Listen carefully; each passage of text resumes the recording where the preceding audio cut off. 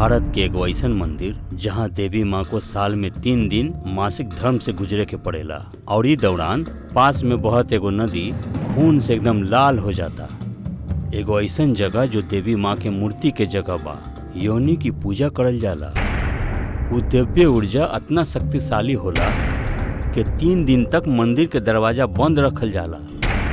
एकर प्राचीन दीवार में एगो रहस्य छुपल बा। आखिर काहे माँ राज परिवार के शराब देली और अपने सबसे प्रिय पुजारी के पत्थर के मूर्त बना देली? का भइल रहे उस समय? एकरा पीछे का राज बा? का एगो ई दिव्य घटना बा या कुछ और बा?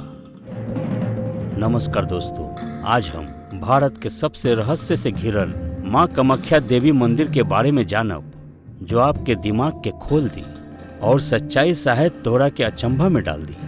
असम के पहाड़ी में बादलों के बीच छुपल दुनिया के सबसे रहस्य में से और पवित्र मंदिर में से एक बा कामाख्या मंदिर। ये कोई साधारण मंदिर ना बा, ये एगो शक्ति पीठ बा जो दिव्य स्त्री ऊर्जा जो सृष्टि के ईंधन देवेला। जहाँ देवी कामाख्या के पूजा योनि रूप में करल जाला, लेकिन हर साल वाकई कुछ अचंबा होला। मंदिर के द्वार बंद कर देवल जाला, केकरो अंदर जाए के अनुमति नहीं खे। मानल जाता कि 3 दिन तक देवी आराम करेली। लेकिन का है एकरा में का रहस्य छुपल बा? ये रहस्य के समझे खातिर हमें समय में पीछे जाए के पड़ी, एगो ऐसन कहानी तक जो स्वयं ब्रह्मांड जितना पुराना बा। कामाख्या मंदिर के कहानी हिंदू पौराणिक कथा में से नाटकीय घटनाओं में से एक बा। देवी सती के बलिदान।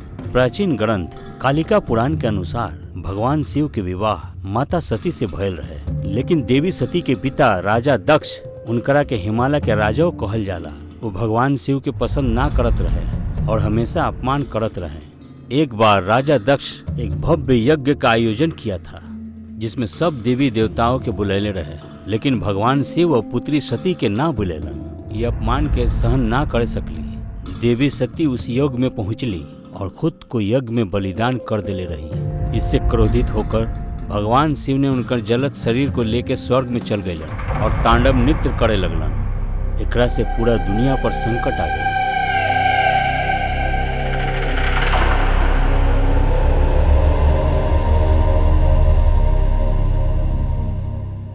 तब भगवान शिव को शांत करे खातिर और सृष्टि को बचावे खातिर भगवान विष्णु अपने सुदर्शन चक्र से देवी सती के शरीर के 51 अंगों को अलग कर दिलन, जो टुकड़ा टुकड़ा होकर धरती पे गिरे लगल। हर वो स्थान जहाँ उनकर शरीर के एक एक अंग गिरल, ओजिया एगो शक्ति पीठ बन गई। जहाँ माता सती की यूनि गिरल, ओजिए माता कामाख्या मंदिर के निर्माण भइल। ई मंदिर एगो खाली तीर्थ स्थान ना बा, इस सृजन के शक्ति के एगो पवित्र मार्ग बा। यही रहस्य गहराता दुनिया के केहू अन्य मंदिर नहीं।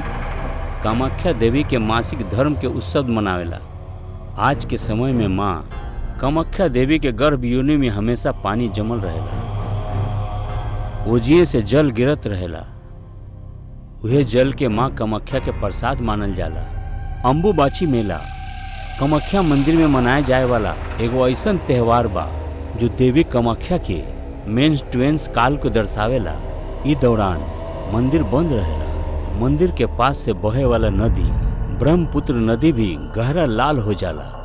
एगो रहस्य के बात इहो बा कि मंदिर के दरवाजा बंद करे से पहले माता के शिला पे एगो सफेद कपड़ा रख देवल जाला। 3 दिन बाद जब दरवाजा खोलल जाला तो वो सफेद कपड़ा खून से लथपथ हो जाला। अंत में वो कपड़ा के प्रसाद के रूप में भक्तों में बांट देवल जाला। बहुत पहले के बात बा।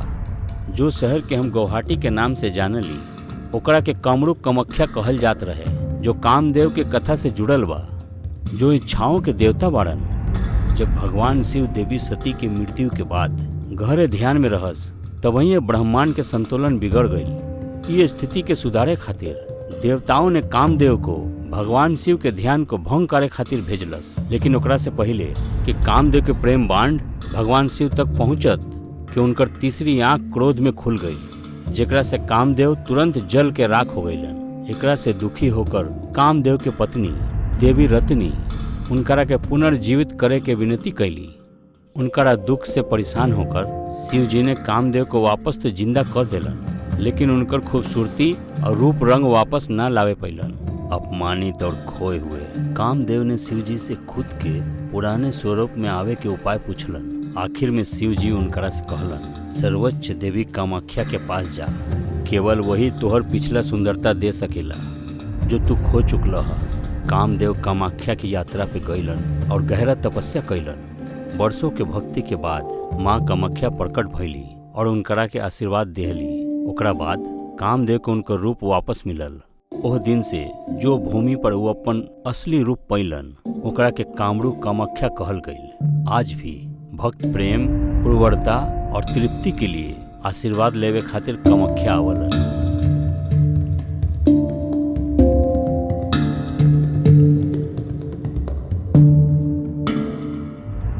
सदियों पहले जब राजा महाराजा के राज चलत रहे, तब गौहाटी के शासक वंश कूच बिहार रहे और राजा नर नारायण रहलन। तबे माँ कामाख्या मंदिर में केंदु कलाई नामक पुजारी पूजा करत रहे।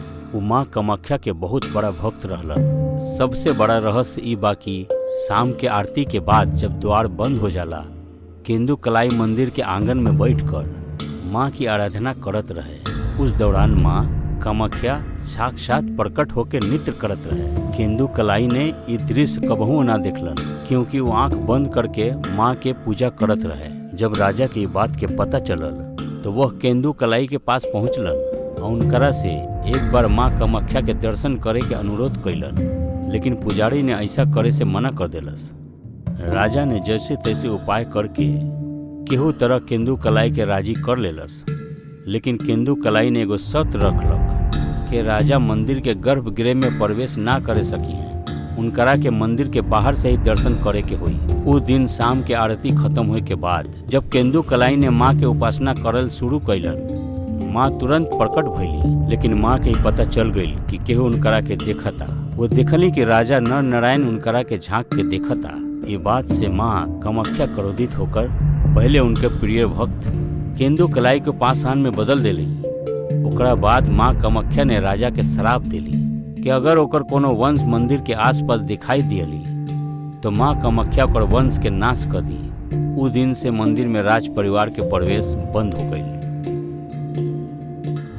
अधिकांश हिंदू परंपराओं के अनुसार असम के गुवाहाटी में स्थित कामाख्या मंदिर को भारत में सबसे बड़ा तंत्र पीठ मानल जाला, जेकरा मुख्य कारण बा एकर लंबा इतिहास और देवी कामाख्या को समर्पित तांत्रिक अनुष्ठानों की प्रमुख प्रथा है। ये देश के सबसे बड़ा 7 पीठ में से एगो बा। ऐसन कहा जाला कि एकरा पाछे भी एगो रहस्य छुपल बा। असम की राजधानी गुवाहाटी के मानल जाता। एकर पुराना नाम प्रागर ज्योतिषपुर होत रहे।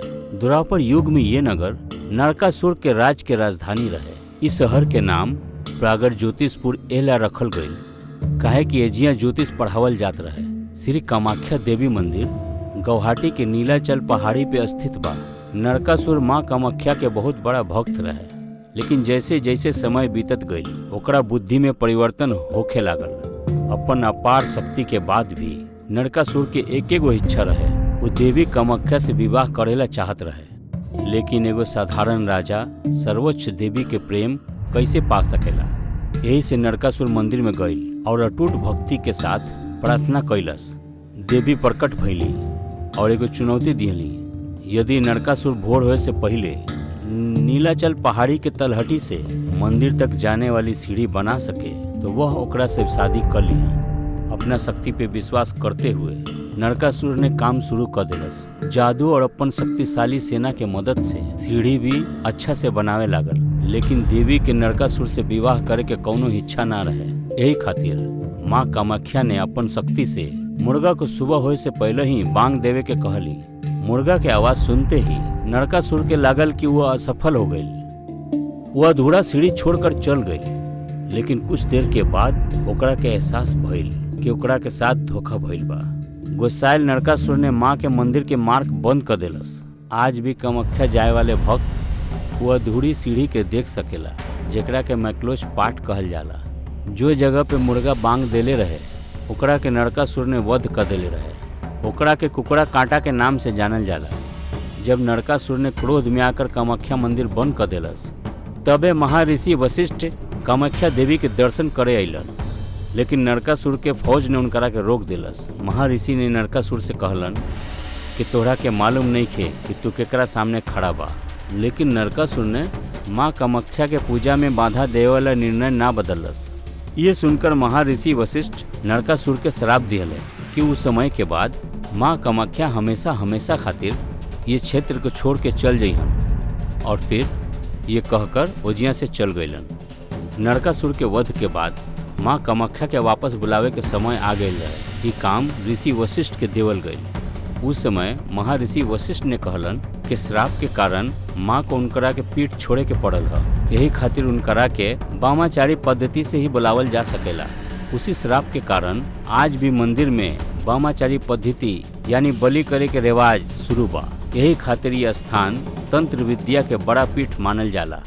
आज भी कामाख्या मंदिर में दुनिया भर से श्रद्धालु आवेला। कुछ लोग आशीर्वाद खातिर आवेलन, कुछ लोग उत्तर खातिर। कामाख्या मंदिर पूजा स्थल से कहीं ज्यादा बा।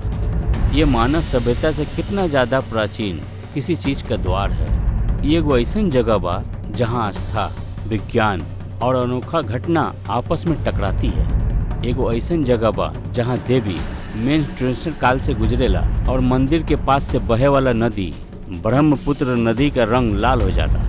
तो का आप माँ कामाख्या के दिव्य शक्ति में विश्वास करल? क्या तोहरा के लगता कि एकरा प्राचीन दीवारों के भीतर कोई और रहस्य छुपल बा? तो हमरा नीचे कमेंट करके बताई। अगर ये रहस्य तोहरा के निमन लागल तो लाइक, शेयर और हमर चैनल के सब्सक्राइब करे ना भूलियो।